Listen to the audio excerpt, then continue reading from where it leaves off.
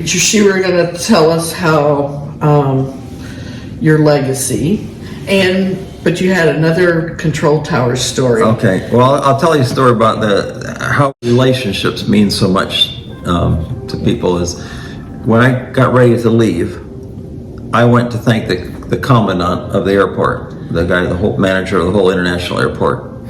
I asked the secretary, he was a friend, so I could go see him anytime I wanted to. And so I came up that day and asked the secretary, and he says, yeah, he's in, he'll be glad to talk to you. So I went in and we started chatting. And I told him I was going to be leaving to come home in 6 months. I really wanted to thank him for all the things he had done. One of the things he had let us do at the hangar was to have a party, a mishwi we call it.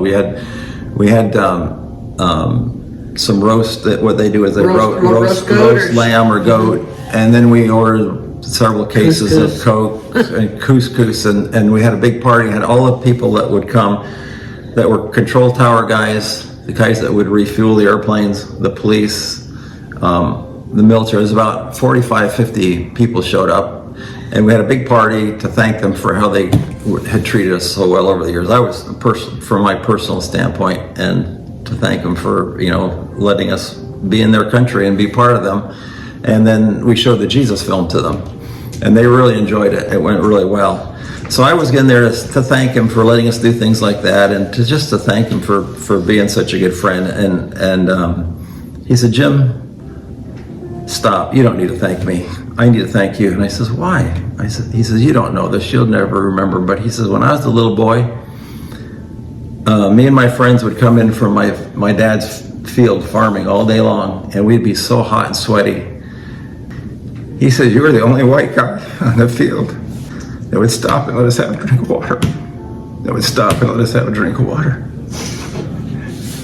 He says, you would let us climb in the airplane and pretend we were pilots. And you are our friend, so I want to thank you. You don't need to thank me. It's like a legacy that means a lot to me. I can't tell you the number of guys that would come by and say things like that. Another control tower guy, I was there when somebody came in and I was doing my flight plan, and the person was from Europe. He was just being rude, and when he left, he says, Jim, that's the difference between you and them.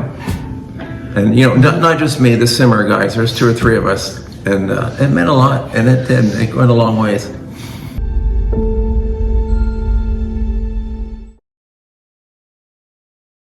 The pilots that were pilots when I was a kid, the legacy they left was a number of us became missionary pilots. The 3 guys I flew with over the years, from the 70s to the 80s, were all missionary, SIM missionary kids that had grown up either in East Africa or in Nigeria. And now there's a team of 5 in Niger flying and working, and all but one of them were guys that grew up in Niger itself. Wow. Have come back. Well, 2 of them grew up in Nigeria, and Dave Seaton, the two Wright-Up brothers grew up in Nigeria, and Dave Seaton grew up in Niger. I knew him when he was a little kid. And Joe Freeman, his parents worked in Niger, and grew up there too. They did see the testimony of the guys and how we handled ourselves and how we treated the nationals that we worked with, and they number of them appreciated it, and they would say things to us. You planted good seed. And that story, when we were having our this doesn't have to do. This is again the same thing. Our secretary, Uma, that works in the office, she told the same story. She says, yeah, when we were little kids, we could come to your hangar, but we couldn't go anywhere else. Because I was telling that story, and she came up afterwards and said, well, I have the same story to tell. Oh. So that was kind of nice. Well, Africa was your DNA. Yeah, I know. And my heart's still there in a lot of ways. And we'll get back from time to time. Yeah. We've been back 3 times now. Yeah, another fun story that I can tell about my friends at Customs and Immigration in Kano. I was up in England visiting my brother who worked lived and worked up there for many, many years, and we were south of London in a small town, an open air market, and I saw this Nigerian man standing, his back to me. He had his hood on and his riga, and I came up behind him and put my arm around him and greeted him in his language, and he turned around and looked at me and said, "Jim, what are you doing here?" And it was one of my friends from Kano Airport, one of the officials there who we ran into up in England. That's crazy. Right out of the blue. That's crazy. For me, it's I run into Africans, Yeah. and I'll see them, and I know instantly they're from Africa, and I'll ask them, and then I'll say, "Oh, I figured you're from Africa. How do you know?" I said, "Because I grew up there." And it's true. It's like I do know. I was in Walmart just the other day, and this lady, I asked a question. She hadn't said anything to me yet, but I could just tell looking at her, and I said, "Where are you from?" And she said, "Ghana." I said, "Oh, well, I grew up in Niger and Nigeria." And instantly we start talking, and I hugged her and I said, "Okay, I bless you, my African sister." It was like an instant connection that God's given me. I think one of the just that kind of going with what Jim was talking about, our missionary legacy. It was here in Rock Hill. I was at Precision Tune getting my oil changed, and this lady was sitting next to me, and she was black, and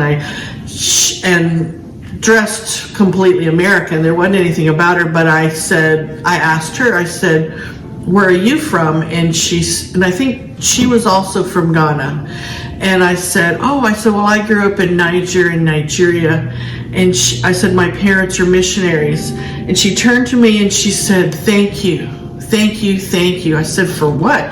She goes, "Because of your missionary parents, my family came to know the Lord, and that's why I'm here in America now." Mm-hmm, mm-hmm. I just about busted out crying because it humbled me. It was like I had thought of my family and the legacy, the missionary, how it affected people, and yet God, brings things around, and I'm just honored. It's like I love meeting people from other countries that have been affected by missionaries that brought them into a life with Christ.